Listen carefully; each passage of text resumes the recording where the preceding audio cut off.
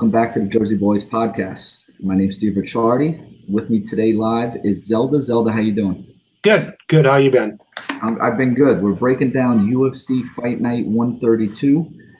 We talked a little bit off air. What do you think about this card as a whole coming in? I don't think it's such a bad card. I like me and you were talking. I think the worst part about the card is what time we have to get up in the morning. Yeah. Gonna have to get up super early. Gonna have to be up an hour earlier or so before the fights, just in case something happens. And I'm probably up. We just talked. I'm up at about 4:30 for this. Hour earlier, maybe 4. Maybe I'll get up at 4 just to check things. But the West Coast people are up at like 1 in the morning. Yeah. To start this card. This is going to be a tough one. Yeah. All right, let's get right into it. First fight, we have Janelle Lauza and Yuta Sasaki. Sasaki is the favorite, 9K. He was actually supposed to fight on the Atlantic City card. We saw him actually walking on the boardwalk after his fight was canceled. I forget who he was supposed to fight, but the other fighter pulled out of the fight, had an injury. I think it was like the morning or the day of weigh-ins. I don't even think he weighed in. And then Sasaki was supposed to fight. So now he gets rebooked against Janelle Lauza. He's minus 300. Where do you see this one going, Zelda? I like Sasaki in this fight. I can't see it going any other way besides that. I mean, of course, we all know it's MMA, and you might want to have some shares of the other fighter, but I'm going straight up Sasaki on this. What do you think? What do you think about it? Well, this is what I was going to ask you. Where do you think his advantage lies? He's long. He's going to have a significant height advantage, 5 inches. Mm-hmm. He's going to have a reach advantage also.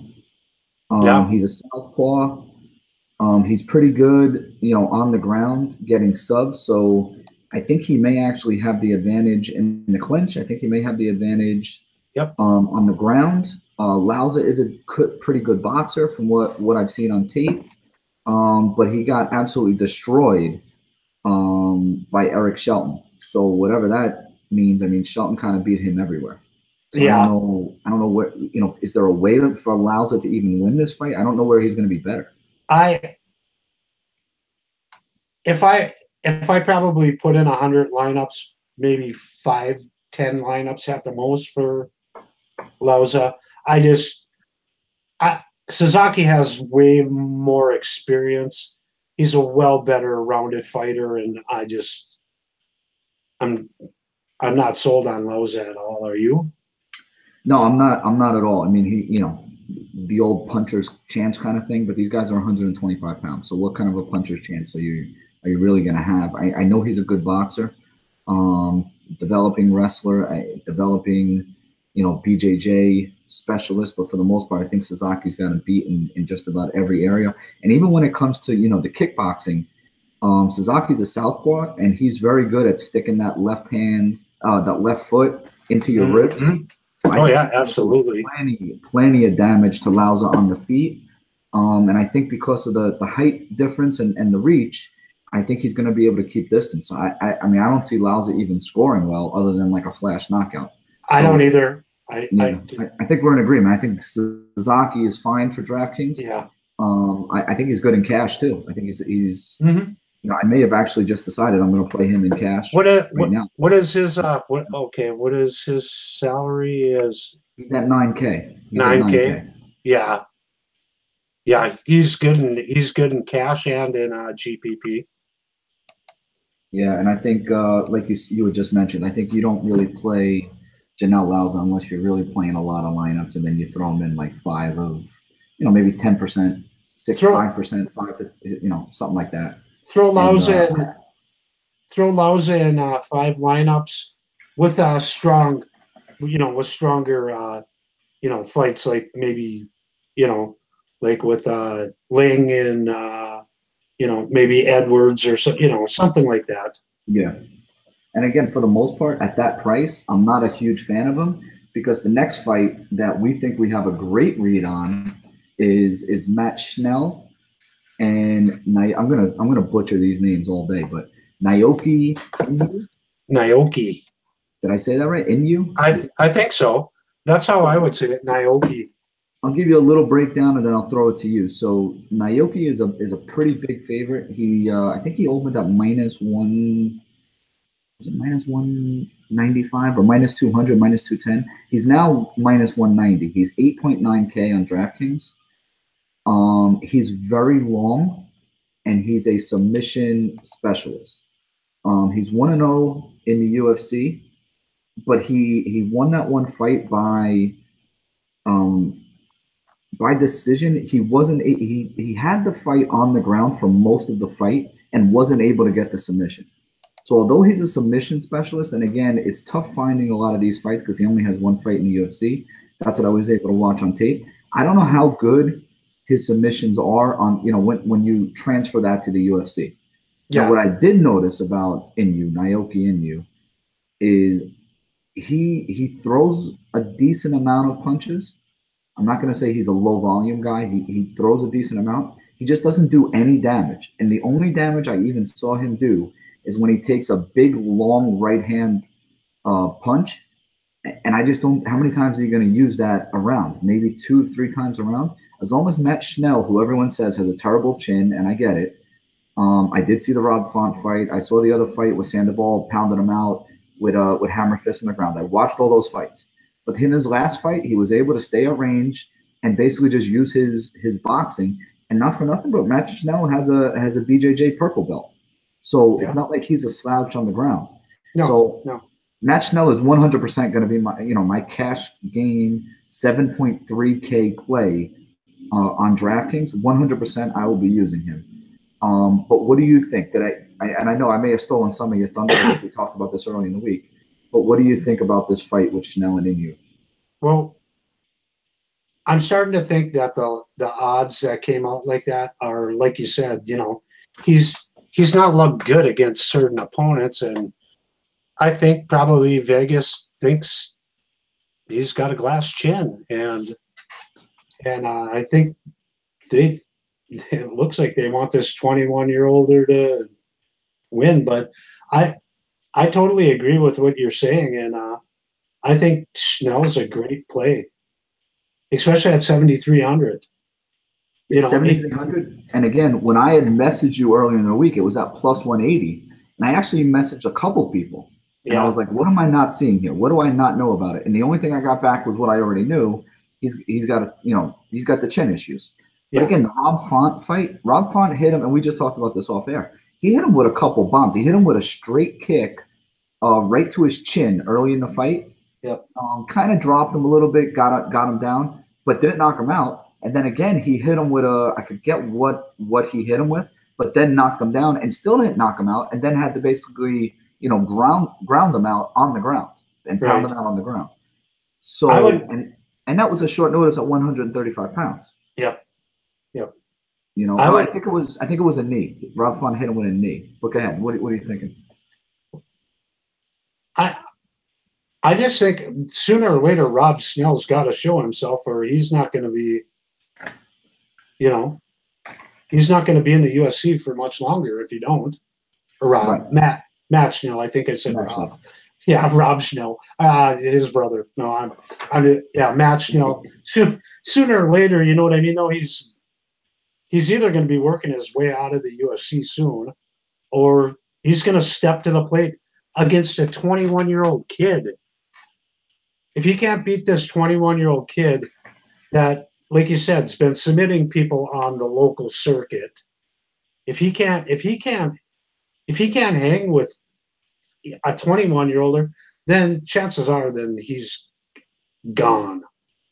Do you worry about that? That maybe he just does suck.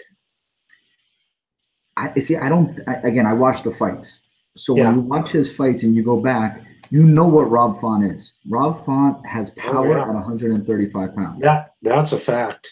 That's a fact. I mean? So now this fight's going to be at 125. He's a normal 125er. So the Rob Font fight, I would say he was supposed to get grounded out. Rob Font is supposed to beat him. I'm pretty sure he was a -300 favorite when he fought Matt Schnell. You know what I mean? And I think Matt Schnell came in on like a week or a week and a half notice. So he went up to 135 to fight Rob Font, who's just a better fighter. So what was supposed to happen happened. Then the Sandoval thing, not for nothing, but Matt Schnell is in command there. He actually has him in a sub. He's threatening a sub on the ground. Sandoval gets a handout, and I think he just hit him in the right spot on the chin. I mean, don't get me wrong. Does he have a glass chin? Yeah, he could very well have a glass chin. And then I'll be 100% wrong, and I just eat my words. But from what I see, I don't think Inu has the power to knock anybody out. He's just not a power puncher. He's got that long right hand, and he doesn't throw it often. He's not the kind of guy like Rob Font who's going to try to throw that right hand twice a minute. You know what I mean? You're talking about a guy who's going to throw it 3 times around, and it's kind of telegraphed. You know what I mean? I mean, even if you look, I'm looking at the picture on Tapology. I mean, this guy he's 125 pounds. He's tall. He's not built to knock people out. No, he's built to sub people, and that's why he gets wins by sub. But again, the last fight, where's the one place I'm worried about him is on the ground. So you're talking about Matt Schnell, who again is a BJJ blue belt. Yeah. And he has experience on the ground. Yeah. So again, we're beating a dead horse. We're just saying the same thing, and we're agreeing here. But that's what I see with Schnell. I think he's a great play on DraftKings. I have my article coming out tomorrow. I'm going to be writing up Matt Schnell. Great play, both in GPPs and in cash. I think he's going to be a staple in my cash lineup. I have 2 guys already for my cash lineup, Sasaki and Snell. Yeah. I'm starting off my cash lineup with those 2 guys. Yeah. So let's get to this. How many, Steve, how many lineups will you probably make this week? I'm a little concerned with the time. Me too. So I'll probably go 1 or 2 cash lineups. And usually my cash lineups, I'll go at like 4 staples and maybe change like 2 guys around. Okay. And I'm pretty sure Schnell's going to be on both of those. And Sasaki may very well be on both of them also. And then when it comes to GPP, I'll mix some things around. Some weeks, like last week, I think I had, there was a big prize pool. So I had maybe 10 to 12 GPP lineups. Usually I'm only more or less around 5. Okay. But I took a couple chances at the I think it was the $10 tournament last week. Yeah. So I took a couple chances with that. But that's usually where my play is at.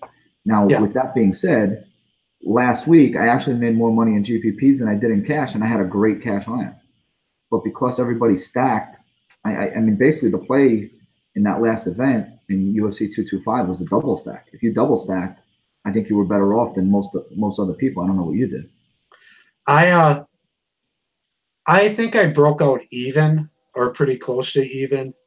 It was a card before that. I've never ever done that. I totally spaced out that the card was on a Friday. Right. And I realized after everything started, I'm like, oh my God, how did I do this? And I didn't edit no lineups or anything, and I lost. Good learning lesson, but you know what, that happens when you don't finish your research. But that's why you watch this show and you get your research and you get some other people's opinions who watch the fights. Yeah. And then you go over to some other shows and then you're good for there. Oh yeah. So let's move on here. We're stalling here. We spent so much time on the last fight. We're only through 2 here. So let's get to Viviana Pereira and Zionan Yan. I'll set you up here and then let you give me some analysis. I kind of stole the show on the last one. So with Pereira, she's at minus 165, 8.8K. Yan is at 7.4K and plus 145. The only thing I'll tell you is when I wrote this down again, just so that everybody knows, when I go through my picks, what I've been doing is watching film, kind of throwing out where I thought the line would be, big favorite, small favorite. I don't put a number down. I'm not going to do that. I'm not that good. But, big favorite, small favorite, who I think is going to be the favorite, who my pick is going to be. And I kind of called this a toss-up fight. I just don't think we know who Yan is.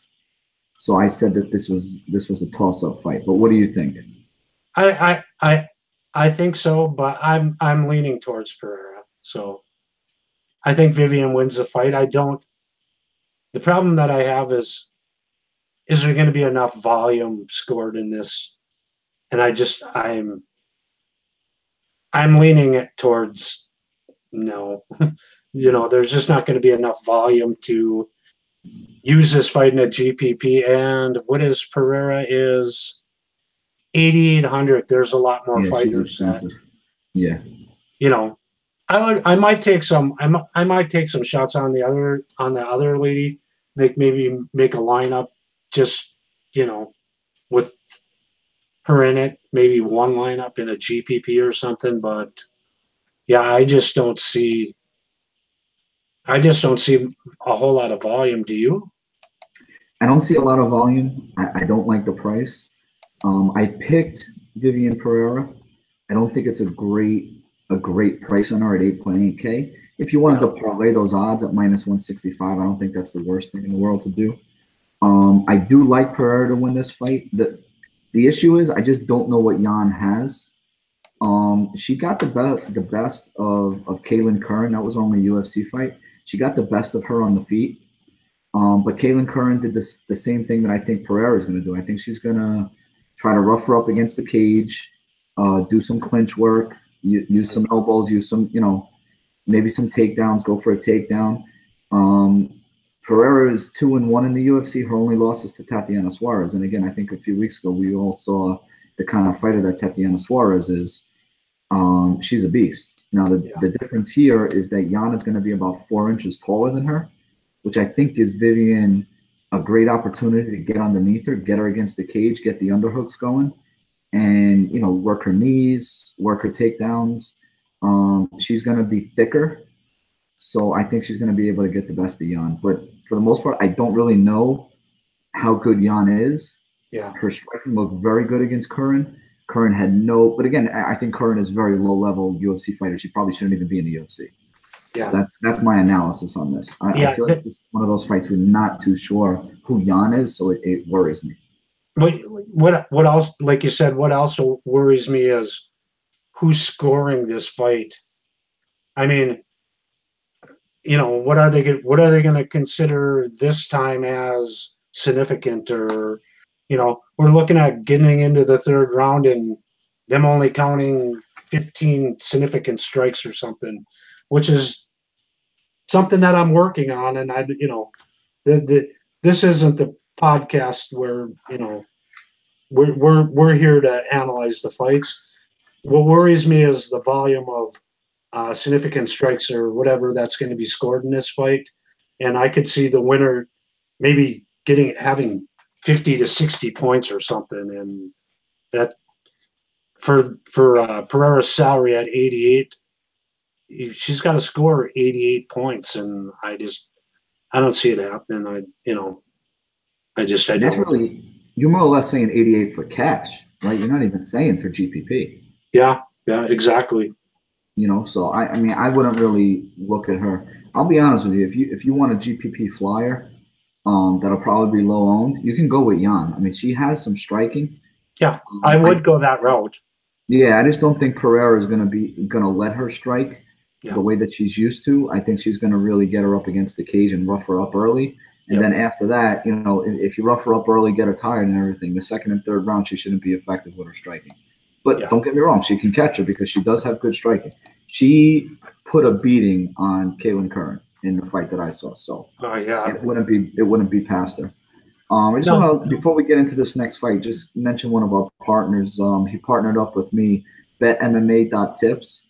If anybody wants to open up an account, they're great for tracking bets. You can put in bets, get information on fights and everything like that. So by all means, I'll put their Twitter username in the post. I'll put it on YouTube if anybody wants to check them out, and they usually retweet all our stuff. So, we kind of partnered up a little bit and went from there. But the next fight, a guy who kind of shocked us all last time out, we all saw Jake Matthews and Jian Li, and Jake Matthews just basically destroyed Jian Li. I think Jian Li would have been submitted if it wasn't for the eye poke. Yeah.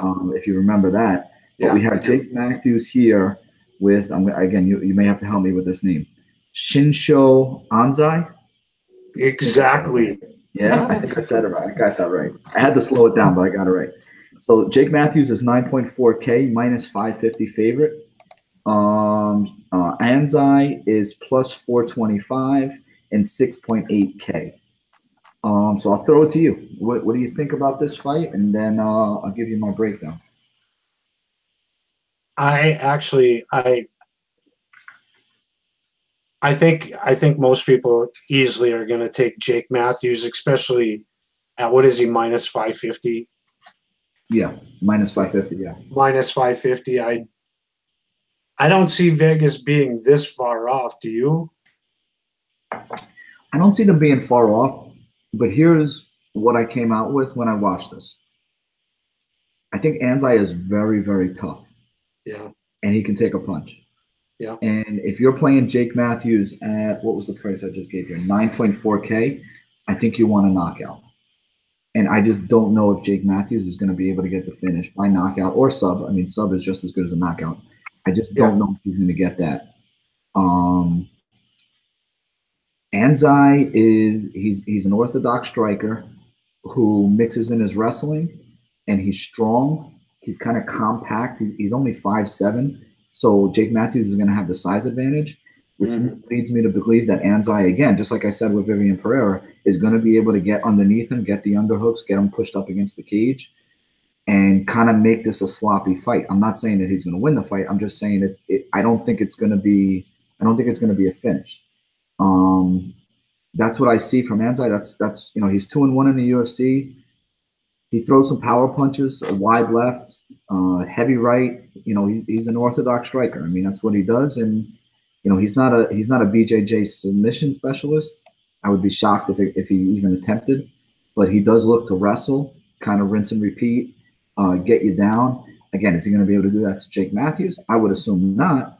But again, you go. Jake is only 23 years old, 6 foot. He's like a lifelong MMA guy. And he has some losses that are a little suspect. He lost to Andrew Holbrook. That it was just a bad loss. It was a split decision. It was 2 years ago. He was only 21 years old, but he has a bad loss on his resume. He's 6-3 in the UFC. He did lose to who did he lose to? James Vick and Kevin Lee, I believe his other 2 losses were too. Yeah. And again, for the most part, he was a big underdog to Lee last time, they fought.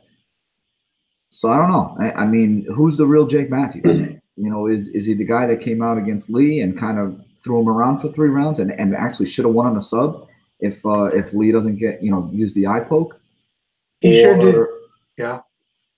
Or is he going to get outstruck? Is he going to get taken down? Which could happen. He had good patience versus Lee. He got up from back when Lee eye poked him. He actually was able to turn it around. Matthews was on his back and was able to get up. He was criticized for that going into the Lee fight. So I don't know. I just don't know what we have with Jake Matthews, and I don't think he's going to get the finish. I think he's going to win this fight. I just don't think he's going to get the finish. Yeah, like you said, he started out so young and stuff like that, and I'm hoping that he has actually improved since Kevin Lee, Vic, and and he's climbing the ladder versus going down the ladder. But that 9,400 price tag is kind of steep. He's only done that like 3 times. He's only did better in scoring wise like 3 times out of all of his fights. So, and again, who are the guys that routinely score and pay off 9.4K? It's guys who get knockouts or subs, and then it's guys who rinse and repeat wrestling. That's not Jake Matthews' game. He may get takedowns, but it's not the kind of it's not we're not talking about Habib here, who's going to get you down twice a round, right? Or Tatiana Suarez, who is just like relentless. That's not Jake Matthews. At least he hasn't been. I don't know if he's going to be, but he hasn't been. Yeah, that's true. What are the odds that the fight gets finished on? Well, that's a good question. I would have to go to the other site right now. I don't know if you can get it real quick. Fight goes to the decision is minus 185. Fight doesn't go to a decision is plus 155. Matthews wins by TKO is plus 930. His best is plus 285 for a submission. Yeah, so I mean, they more Vegas more or less thinks this is going to decision, which Yeah. again, which is my analysis anyway. And again, when you say that, Yep.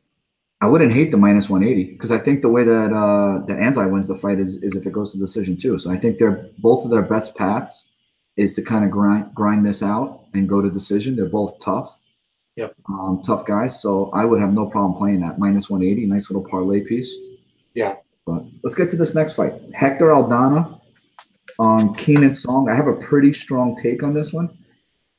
Keenan Song is 9.1K minus 280. Hector Aldana is 7.1K plus 240. What do you think about Hector Aldana and Keenan Song? I actually love Song in this fight. I do. Again, more experience, has fought better fighters. The other guy's what has 4 fights. How many fights does Song have? Song, I only write down most of these guys, the UFC stuff. So I wrote them down as 1-0 in the UFC. 13-4. What is he? 13-4. So he's only got one fight in the UFC. So he's Yeah. 12-4 out of the UFC, and Hector Aldana only has 4 fights. He's 4-0. Enrique Martin submitted Aldana in the first round. Yeah, I think that was in Latin America, Yeah. the Tough Latin America season 2, which is where he was, and they don't count those as losses. I think the only ones that they count are full 3-round fights. Okay. But I think he may have 1 or 2 fights in that. Oh yeah, well, it was an exhibition bout, and Oh, that was an exhibition. Okay. the thing is, and I think you know what I mean by that. Enrique Martin submitted him. No matter whether it counts on his record or not, the fact is he got submitted right away. Mm-hmm. And I like Song, unless you see something else from Aldana. Again, I feel like we're agreeing on everything here, but I think Aldana is just not good. Right. That's just my take on him. I just don't think he's a very good fighter. I don't think he does no takedown defense. Right. And again, he got subbed. I wrote down he got subbed real quick in his second fight on Tough. Was mounted in his first fight and took almost 3 minutes to get off his back. The guy basically just gassed out, or else he would have lost that fight also. And those are the only fights I was able to watch because, again, he's 4-0, but those fights don't count on his record because they're like 2-round fights on Tough Latin America. He punches and bunches, heavy right hand, low right kick. He's aggressive, but he just isn't good. And I think if you watch the fight, Keenan Song has one fight that I was able to find. There's another fight on YouTube that I found, but it was from like a few years ago, and I was like, this guy isn't even he can't be the same fighter. I watch that fight, and my studies are the exact same. It's just not. But I mean, Bobby Nash, he literally knocked Bobby Nash out on his first punch. Yeah. Bobby Nash stepped in. I think it was right after. I think he actually hit Bobby Nash with a kick in the groin. Yep. And then Bobby Nash, if I remember the fight correctly, I watched so many fights.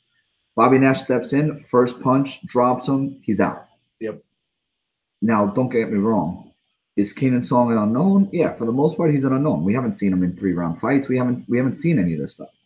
You know, maybe someone else has found stuff and found video. I haven't. I mean, I looked. I haven't. So with that being said, from what I've seen, he can punch. Aldana is not going to take him to the ground.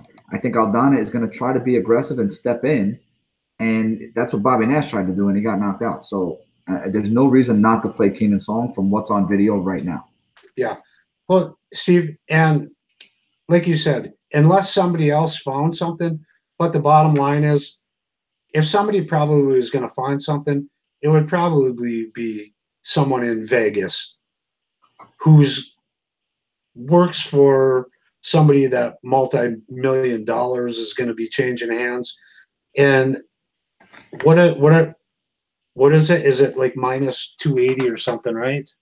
Yeah, Keenan Song's minus 280. I would say it's a parlay piece. I don't know if anyone wants to. Yeah, I don't know what kind of better you are, but I don't think that there's any hidden video on the other guy that like. Yeah, I'm not putting no stock in the other guy. Songs. I'm gonna say Song by finish. Yeah, I think so too. I think he gets him out of there in the first or second round. Don't get me wrong. There is something to Song that we don't know much about him, but based on the film that we've seen, I think he's going to get him out there in the first or second round. I'm actually surprised Aldana makes 170. He kind of looks a little sloppy, big boned, and 170. I'm actually surprised. So I wouldn't be surprised if he didn't make weight. I don't know what his weights were for that tough stuff, but I would be surprised if he didn't make weight. Well, let's get to this next fight: Shane Young and Rolando Dai. Shane Young is 8.7K. Rolando Dai is 7.5K. He's plus 145. I think Shane Young, for whatever reason, I didn't write down the price there. I want to say minus 160, maybe minus 170, somewhere in that ballpark. He is, minus 165 plus 145. I didn't write it down, but based on the DraftKings price, you can kind of see it. What do you think about these guys? I'm not a huge fan of Dai. I remember doing tape study for his last fight, and I just wasn't really a big fan of him. I just don't think he's that good. But what do you think? Okay. I wouldn't put too much stock into this fight at all. Through my research and stuff like that for this card and stuff, I think this fight definitely goes to a decision, and I don't think that there's going to be very much volume there. And who is, let's see. Shane Young? Yeah. Shane Young has one fight in the UFC. I'll just break this down because I did watch this fight. He has one fight in the UFC. It came on short notice. He's 0-1. He lost to Alexander Volkanovski, who, for anyone who hasn't watched him fight, he's kind of like a poor man's Khabib. He is wrestling, rinse and repeat, and I think they wanted to keep him on the last Australian card, so they found a local Australian guy, and that's why it was the Volkanovski, who's Australian, and Young, who's also Australian. They fought at a catchweight. He sits heavy on his front leg.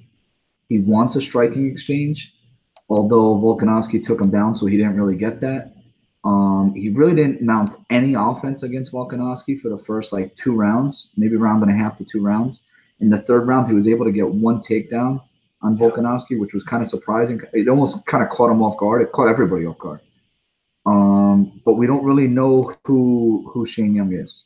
I feel like we know who Rolando Dai is. I'm not that impressed. He wants to keep it on the feet. He can be taken down. He looks to get tired in the third round. In the one fight that I did watch, I didn't write down who it was against, but he got hit with a something right on the chin early, dropped him, took him a while to recover. He did recover, but that's about it. I just don't think he's very good. I think Shane Young, we don't really know who he is. He will have a 3-inch reach advantage. That's about all I got on this. I'm going to pick Shane Young. It's not a confident pick. By decision. Yeah, by decision, and I agree with you. I don't think it's going to be a high-scoring fight. So if you wanted to fade this fight, I could see fading this fight, working out for you. Yeah, I don't think I'll be investing too much money in that fight.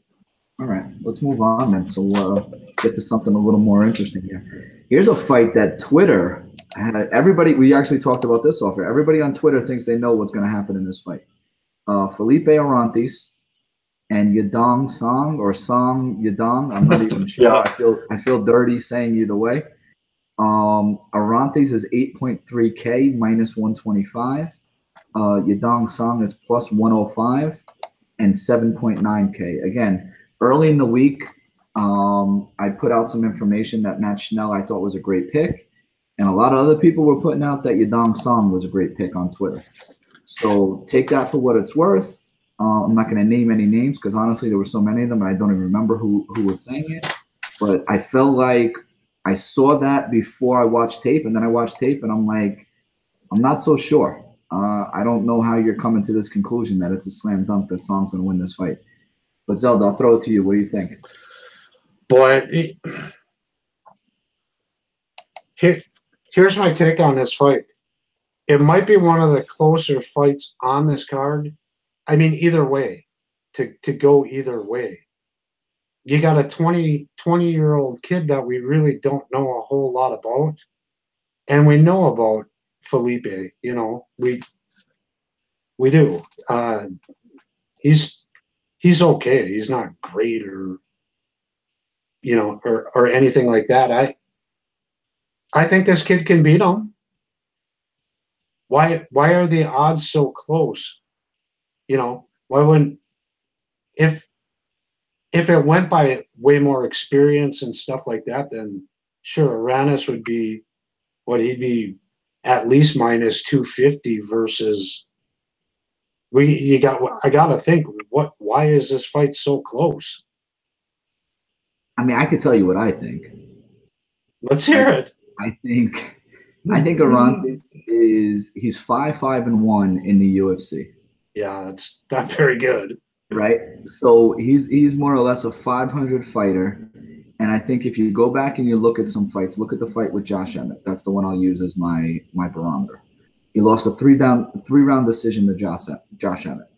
Yeah. If you watch this fight, he basically faked it as if Josh Emmett was hitting him with, you know, a bomb on the chin to get Josh Emmett to meet him on the ground. Yeah. Now, Josh Emmett was smart enough to, I think he did it early in the first round, but he kind of stayed away from getting on top of him and letting him, you know, get those sub attempts in. He's got good knees in the clinch.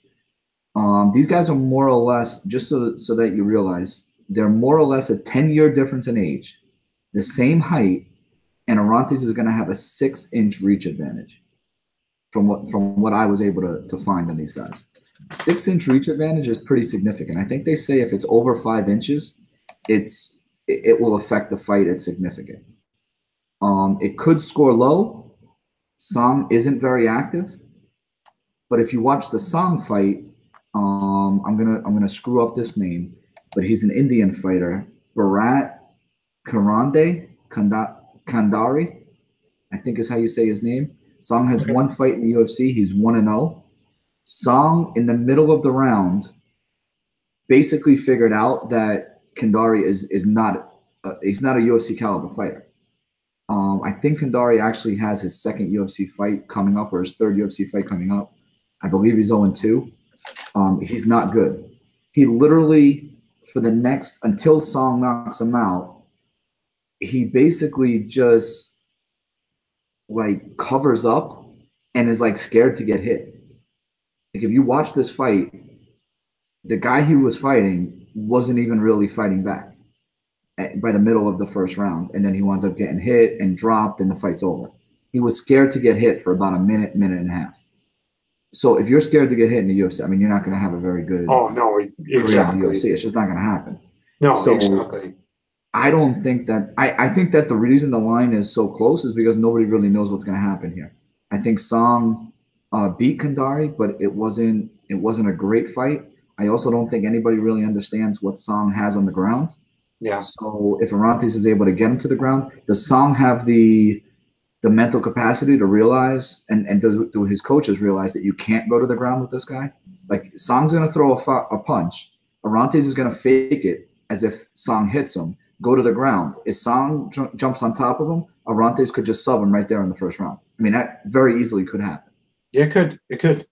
You know what I mean? So what is Song's fight IQ? So that's why, you know, to me, it is a pick'em fight. I actually wrote on the paper when I watched it, I said, this is a pick'em fight. I don't know what Song is. He looked good in his one fight, but again, the caliber of competition was not very good. Arantes has a bunch of fights, but I think Arantes realizes he can only win the fight on the ground. I don't think he has enough.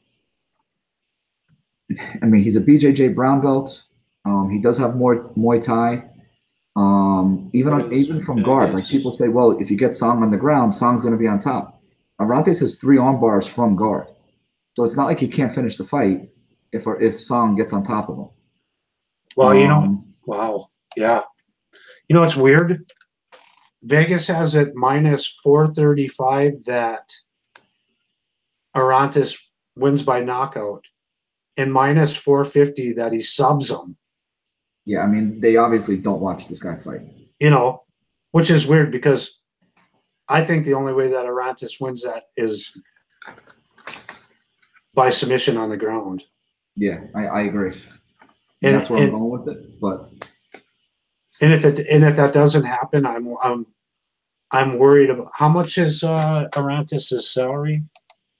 Arantes is 8.3K. I mean, he's very playable. You know, Well, you're talking yeah, about mid-range play here. I mean, if you have a strong lean, I mean, I'm gonna pick Arantes to win this fight. But if you have a strong lean on Song, by all means, go and play Song. Yeah. You know what I mean? I don't think it's a bad play. I think No. people just don't know about either one of these guys. I might split a few lineups with both of them to win it, you know, just because, like you said, so much is unknown, you know, Exactly. So much is unknown about what could happen here. So we got 5 fights to go. I think this fight is going to be very short. Peter Yan and Teruto Ishihara. I can't stand Ishihara. I can't. I obviously don't. I don't hate him as much as you must hate him. I just don't think he's going to beat Peter Yan. But what do you think? Go ahead. You obviously have a strong take here, so take this one away. I think the dude, like he said, he's in the UFC to get women, and that's why he started fighting. I watched an interview with him one time, and they asked him, "Oh, you know, what did you like about fighting?" You know, and it was, you know, to make him popular and get chicks. And I think that's about what he's got, you know. And I see Yan just kicking his ass, man. Did you watch Peter Yan fight? I didn't. I will totally admit, no, Peter Yan, he's the kind of guy that you want to watch his fights. This is his UFC debut. Okay. You want to watch his fights. Go to YouTube and watch his fights. Is he thrilling? He fought a guy named Matheus Matos, who's 12-1-1. His only loss is to Peter Yan. I believe he's Brazilian. Herb Dean was actually the referee in this fight. Oh. He controlled the ring, hands high, very patient, changes stances, but like when he throws, everything hurts.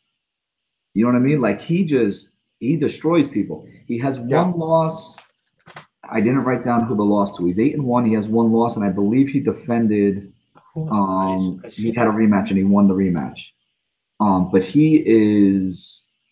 I mean, I'm calling a KO in the first or the second round. Peter Yan, he is one of those guys that when the UFC signed him, made a lot of notice. You know, there's definitely going to be a hype train if he gets a knockout here. And I'm buying into the hype. I think that he's going to be able to get a knockout.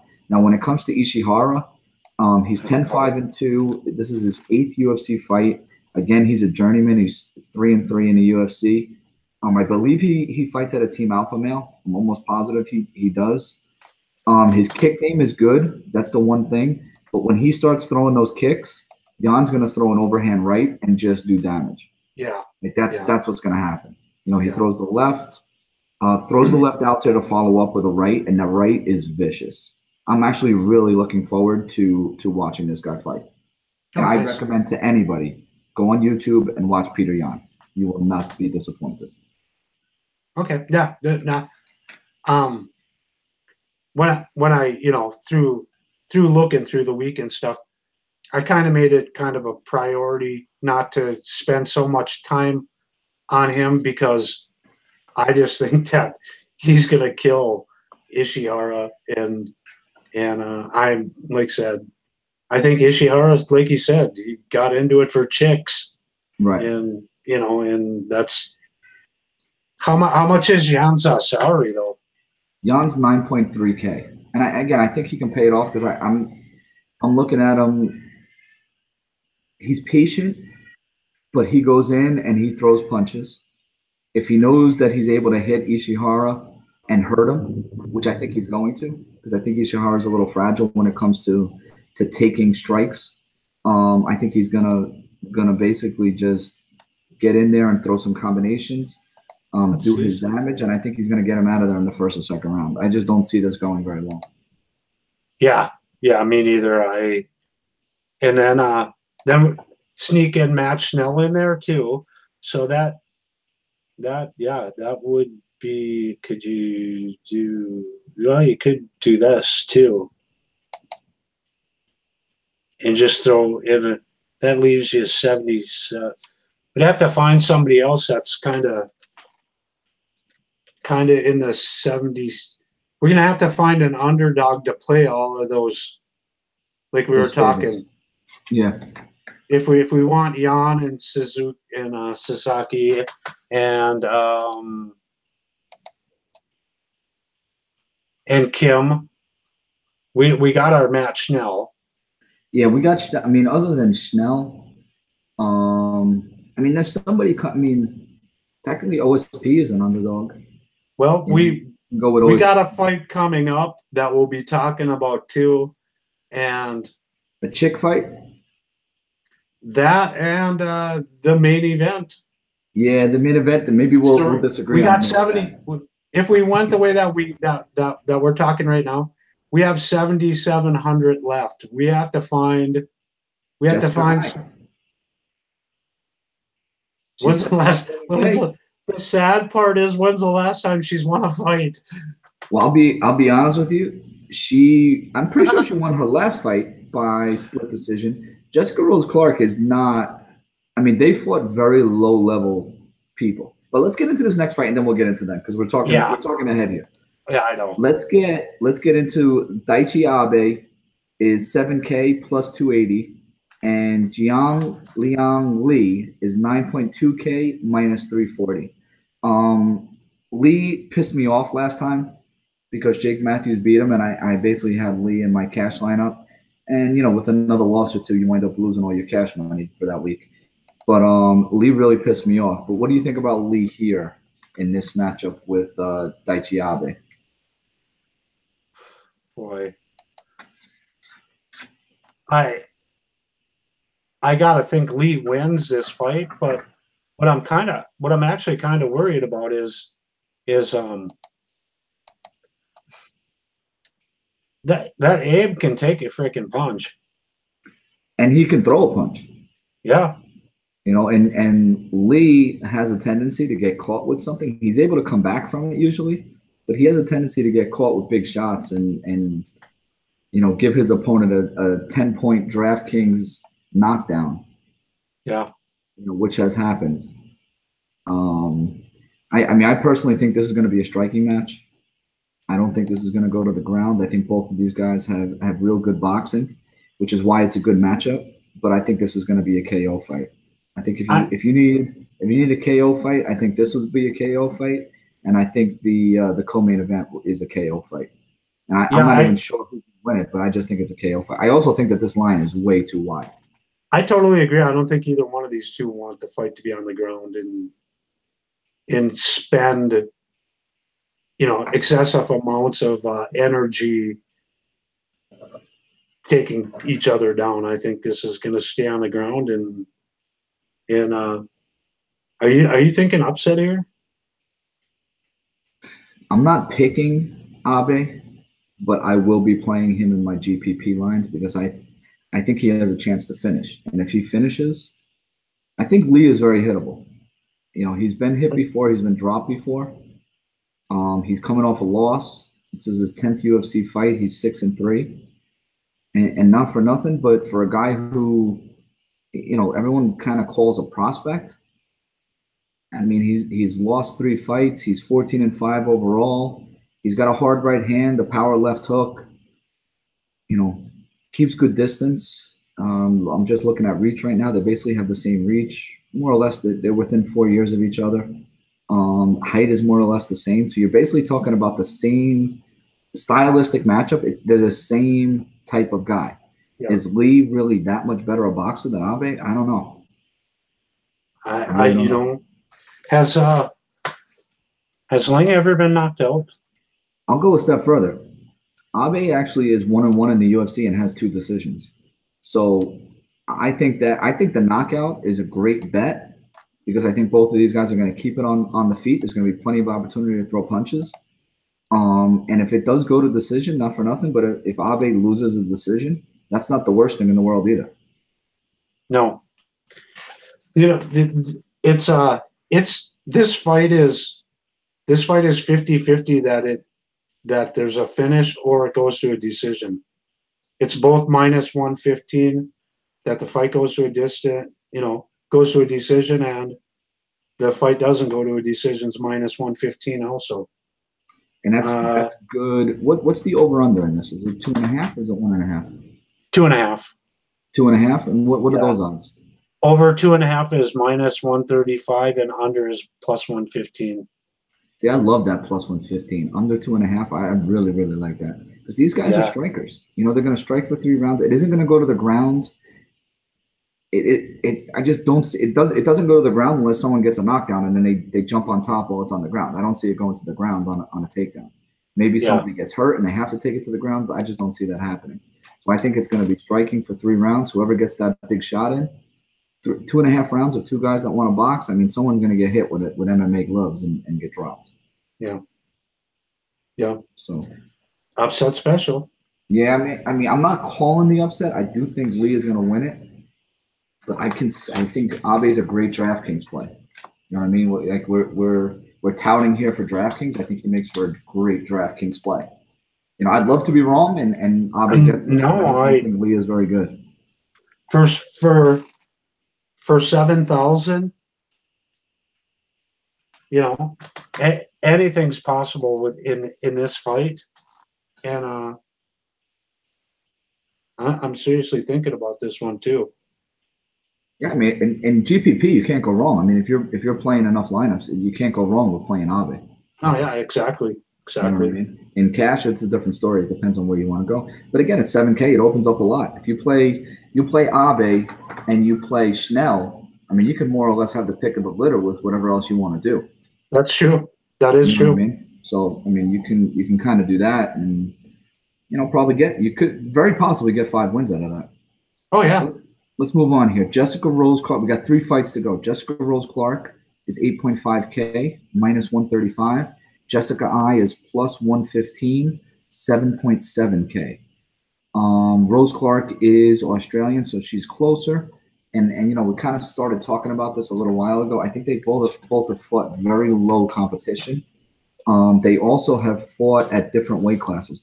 These are 2 girls that were not going to make 135. 115. So they made 135, and then when the 125 division opened up, they started fighting at 125. So they're both. Jessica Rose Clark is 2-0 at 125 pounds in the UFC, and then Jessica I is 1-0 at 125 pounds in the UFC. So where do you think that this is going to go? Not very far. I'm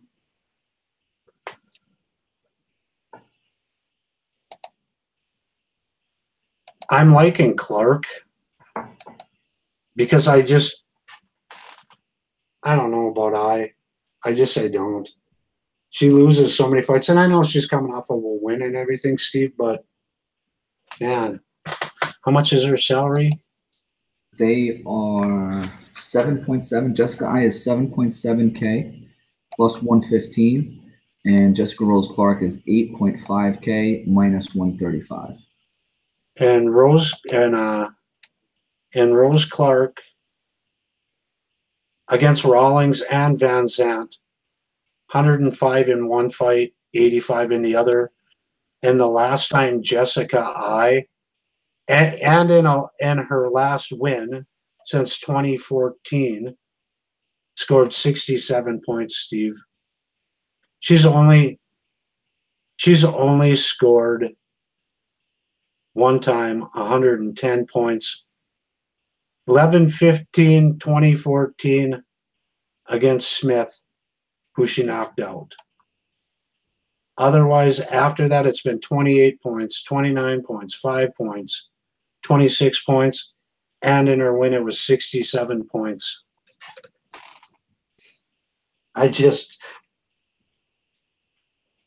I can't use my 7,700 on her. I would use it on Abe in a heartbeat. I would. I'm just, no, it's not happening. Now, again, let me throw a couple things because this is what I was thinking when you were going through your little rant. First of all, Jessica Rose Clark basically did get outstruck by Paige Van Zant in the third round of a fight where Paige Van Zant broke her right arm in the first round. Yeah. Okay, so just keep that in mind. She almost got outstruck. Paige Van Zant was able to use switch kicks and some crazy stuff. And basically, I didn't even stay around to see if she won the third round or not, but she basically could have beaten Jessica Rose Clark in the third round. I think the difference in this fight is who has the striking advantage. I think when it comes to matchup, I think these two have very, very similar styles.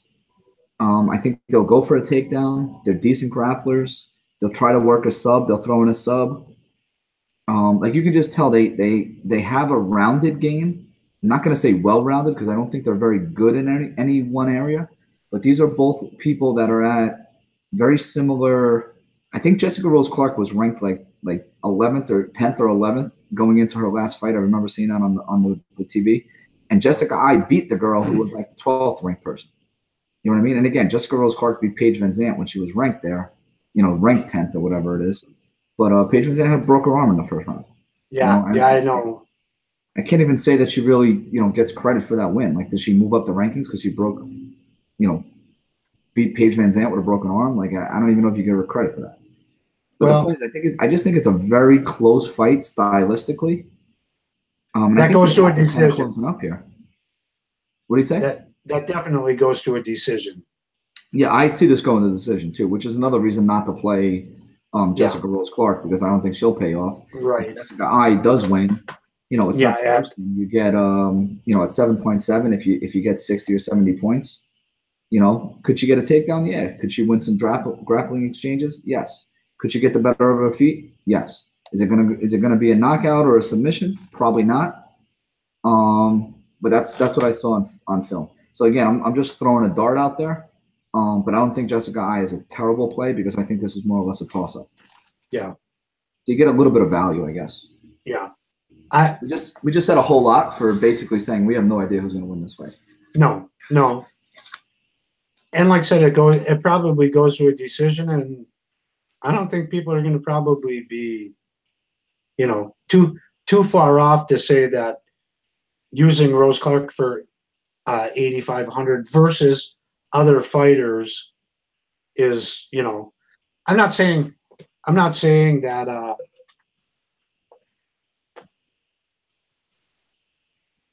There's also not a lot of fighters in that area. You have Leon Edwards that a lot of people will probably be on. Yeah. You have Arantes who could get the finish.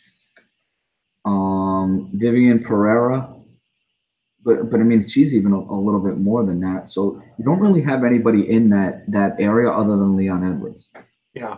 So I think Leon Edwards is going to be very, very popular. Very so I don't think many people are going to play Jessica Rose Clark. Maybe a low-owned GPP play, but that's about it. Yeah, I could see maybe throwing Rose Clark in if you wanted to in maybe a couple scenarios for GPPs if you're going to be playing a lot of GPPs, and sure, why not? You might as well make a couple lineups with Jessica Evil Eye in them too. Then Yeah. I mean, it all depends on what kind of volume you're playing. I don't play that kind of volume where I'm just going to throw Jessica Rose Clark in lineups like that. Yeah. But, if you're playing 20, 30, 40, or 100 like you had mentioned earlier, you may want to do that. Yeah. But again, I feel like the worst fights we're spending way too much time on. The next fight, the next two fights really, but this next fight, I really like this fight. I'm looking forward to this fight.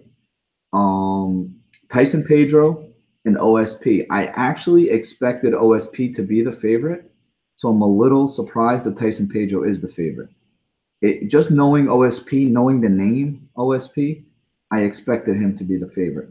But Pedro's the -125 favorite, which for the most part it's more or less a pick 'em. 8.2K. OSP is 8K. He's +105. OSP has 33 fights. Tyson Pedro has 8. So he's a young up and comer, and I think that OSP, just like Donald Cerrone in his fight, he's kind of the gatekeeper of the division at this point. I don't think he's going to really. Cerrone and OSP are kind of moving down the rankings; they're not moving up them. So I can see them as kind of gatekeepers to maybe get these guys into the top 5. But what do you think? What do you think about this Pedro OSP fight? I think it's kind of weird that Vegas has both fighters plus 265 for the knockout. And what bothers me about OSP is you don't sometimes know if he's showing up to fight, or do you think that he's so towards the end of his career that he really don't even give a crap? I think that OSP has lost to the guys that he was supposed to lose to. So again, if you go through his losses, last time out he lost to Latifi. Yeah. Okay, which Latifi's a good fighter. He's shorter, so he doesn't really get the respect, but the guy can fight. You know what I mean? Yeah. So he lost to Latifi. He lost to Ozdemir. He lost to Jimmy Manuel. He lost to John Jones. He lost to Teixeira, and he lost to Ryan Bader. And I believe he lost before he got to the UFC. He lost to Gerald Mousasi. I mean, every name I said there, you know that name, and you know they're good fighters. Yeah. You know what I'm saying? So I think he's lost to everybody that he was supposed to lose to, and I think he's beaten everybody for the most part that he was supposed to beat. And the guy is 10-6 in the UFC. He has nasty striking. I mean, he's a big guy.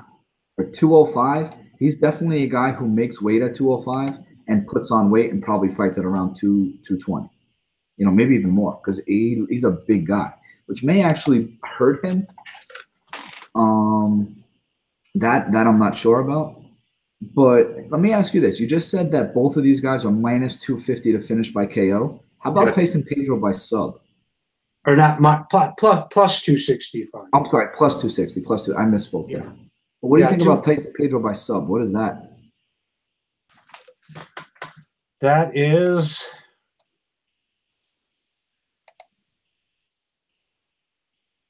plus 670. Tyson Pedro by sub is plus 670. Yeah. I am definitely playing that. All right. Tyson Pedro is 7-1. Yeah. He's 3-1 in the UFC. He lost to Latifi by decision in the UFC. Yep. He's 7-1 in his 7 finishes. He has seven wins. He has 7 first-round finishes. 6 of them are by sub. The only one is a KO. The only KO he has is Paul Craig, and everybody knows that Paul Craig can only win a fight by sub. So that's definitely the reason that he wanted to keep it on the feet and not go to the ground with Paul Craig. So there's no reason to think if Tyson Pedro, if you're going to play Tyson Pedro here, you're playing by sub. So that line is just off. It is. It is. So, yeah. I would have at least had that plus 265 versus the knockout.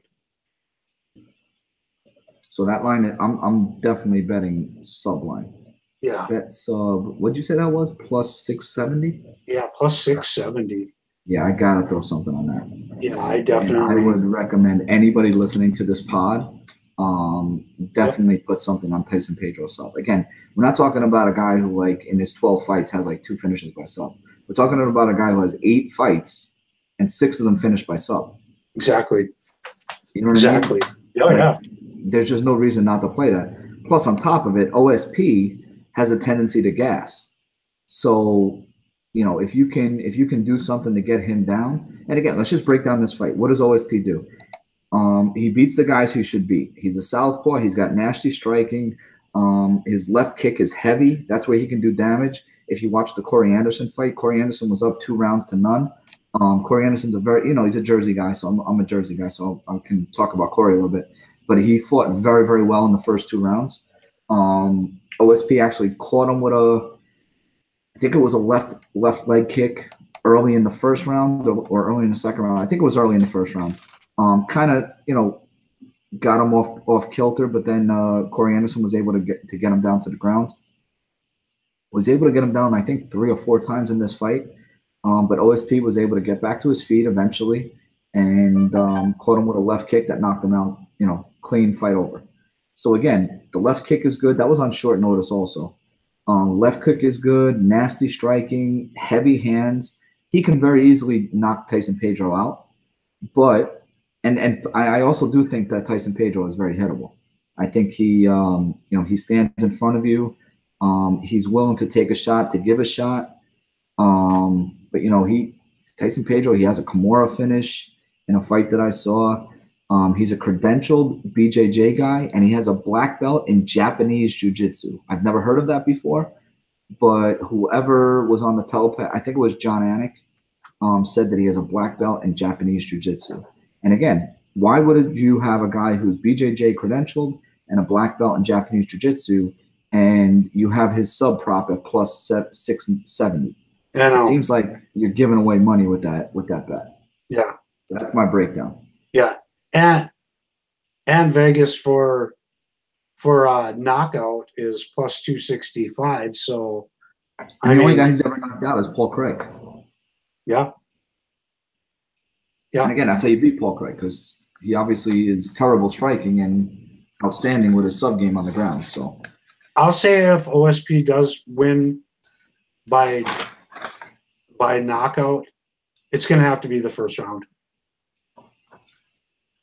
And I'll go a step further. I can guarantee you this will be on the optimal lineup.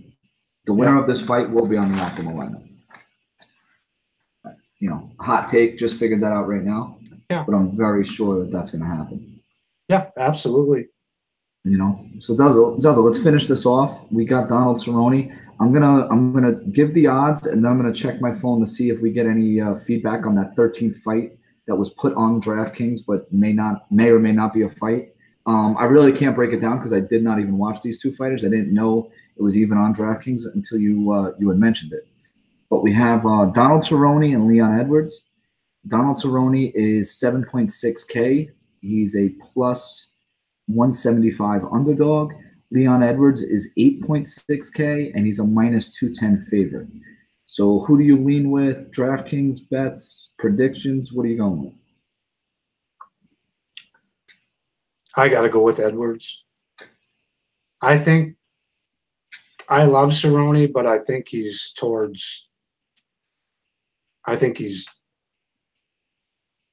probably should retire sooner or later and go do his adventurous things. And I believe he's still got the ranch in New Mexico and fighter. I think that's the route that he should take, is become a trainer, make good money training fighters. And I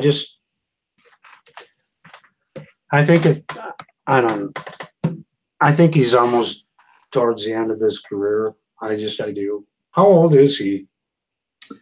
I believe the last fight, I remember his age being 34. So he's probably either 34 or 35 at this point. See, he's up there. The funny thing is he's had so many fights, just like Rashad Evans and them guys. They're all burnt out. I just think Cerrone's burnt out. Not saying that he can't win this fight, but I don't know. What do you think his path to victory is?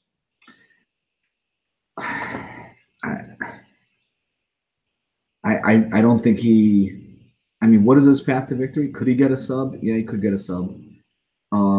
Could he knock him out with that right hand, like he did to Medeiros? Yeah, he could. But is Leon Edwards going to be? I don't think Medeiros was patient. I think Medeiros had a little bit of success, and then he wasn't patient anymore, and he tried to charge in, and then it got into a tight boxing exchange, and Cerrone was able to drop him and knock him out. Yeah. So is that going to happen again? I think for what I've seen from Leon Edwards is he's very patient. Cerrone also, I think, can get hurt by southpaws. I don't think he was comfortable against Darren Till. Now, Darren Till is a different animal than Leon Edwards. I mean, Darren Till is physically imposing. But Cerrone didn't even know who he was.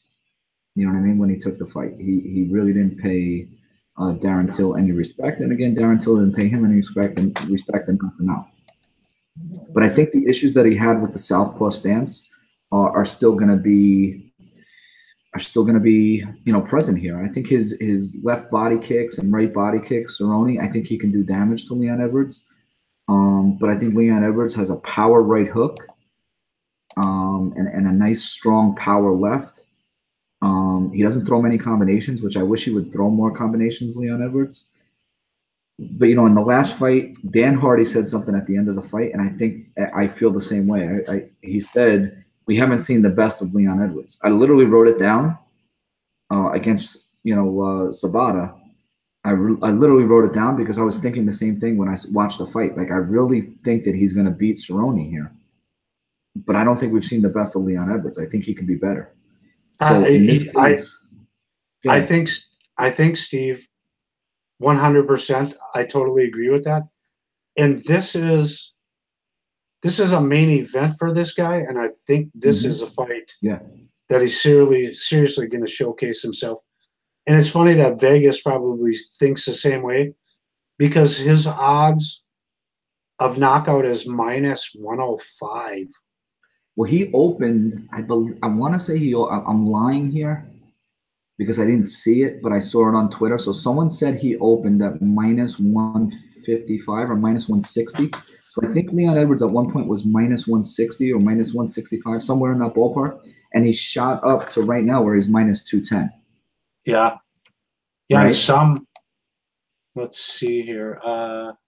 And I know this line has been out a while, but if you look at the last fight against Sabota, as you're looking that stuff up, he more or less, what Leon Edwards did is at the end of that fight, he called out Darren Till to basically try to get on that main card. That was the part we were all in limbo. The UFC had basically said that Darren Till was going to headline a fight in Liverpool, but didn't name an opponent yet. They hadn't named Wonderboy. So after his fight versus Sabota, Leon Edwards called out Darren Till. He wanted that fight in Liverpool. So he obviously thinks very highly of himself, which again, most of these guys do. But this was the consolation prize. You know what I mean? Yeah. We can't give you the Liverpool fight. We have somebody else coming in. So this is his main event. And it's funny that I remember that now that you say that. And there are people over, over in Britain and all over that think that Leon Edwards is better than Darren Till. I mean, I think that's crazy, to be honest with you. I mean, I just haven't seen it from Leon Edwards. Well, this fight, when he showcases and knocks out Cerrone 2 minutes into the fight or whatever, maybe, I think this particular fight against Cerrone means a lot to him. And the problem with Cerrone is, in any of his fights, really, not saying that he doesn't take him serious, take fights seriously, but I don't think that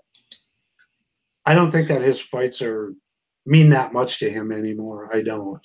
Whether he wins or loses, I don't. He's getting a paycheck, and sooner or later, he's, going to be done with fighting. Cerrone's also been knocked out twice in his last 4 fights, and you could even say 3 times, because I think Masvidal may have knocked him out twice in that fight by himself. So if you say that Masvidal's been knocked him out twice, Lawler beat him by decision, and then Till knocked him out. Yep. And then after those 3 losses in a row, he was able to beat Medeiros. And then he comes into this fight against Leon Edwards. So again, I think Cerrone is very much like OSP. I think they're gatekeepers. So at this point, I think Leon Edwards is just better than him.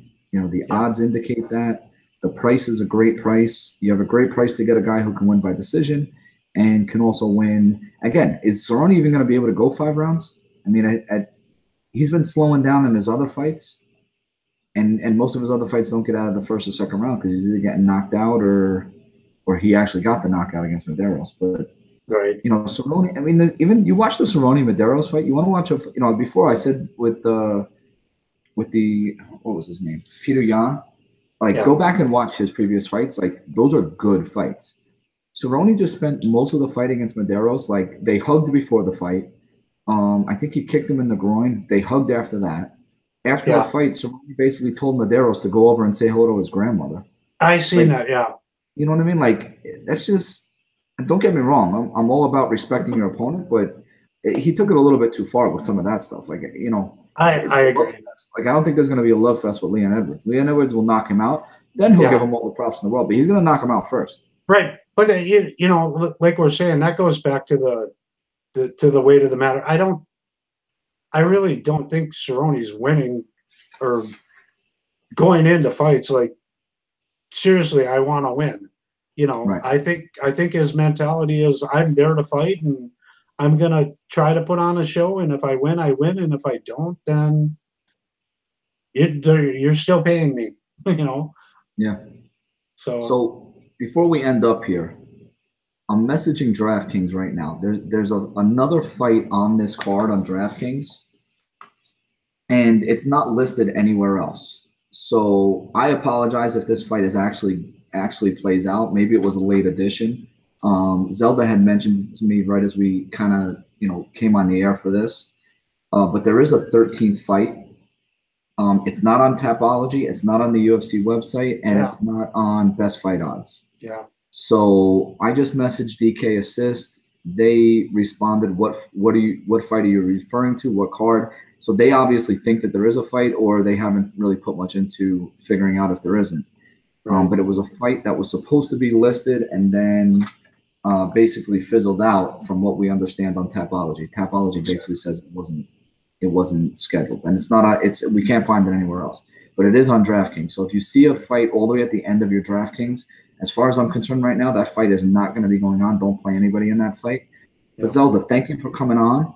Hey. You want to just kind of take a moment, shout out your Twitter handle, where else everybody can find you, and what you're working on. I don't know where you are with your research at this point, but what exactly are you working on right now?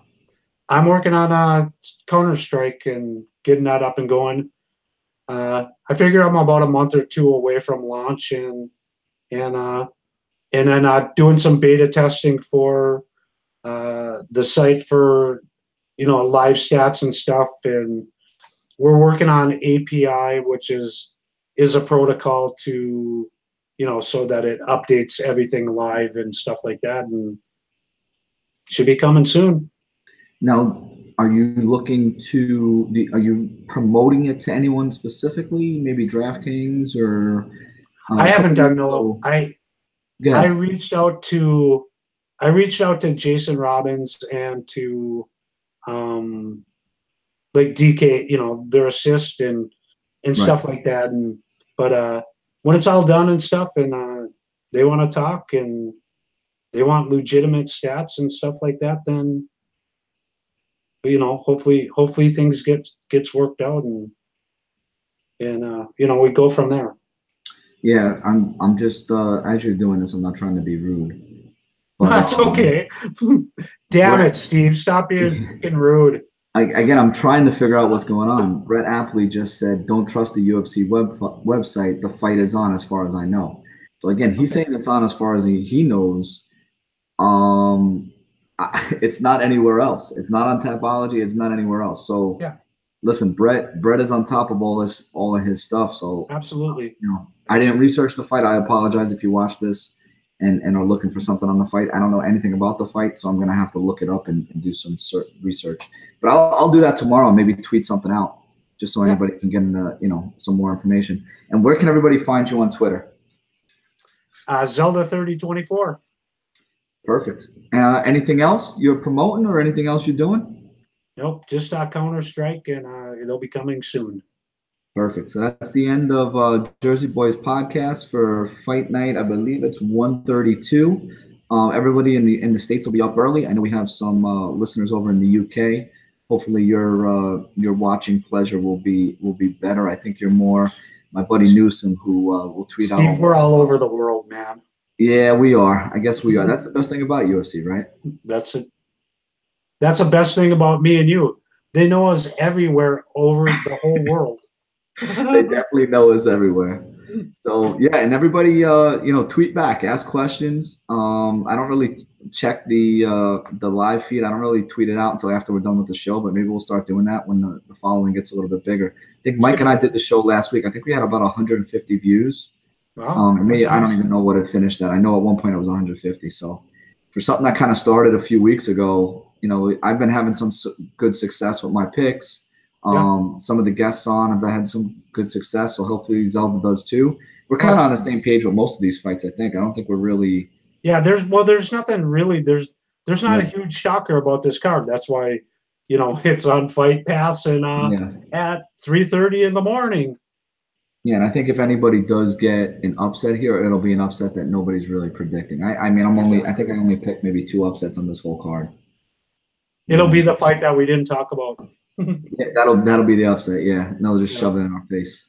All right, Zelda, great talking to you. Thanks for coming on the show. Oh yeah, thanks for having me. Anytime. I appreciate it. Thank you.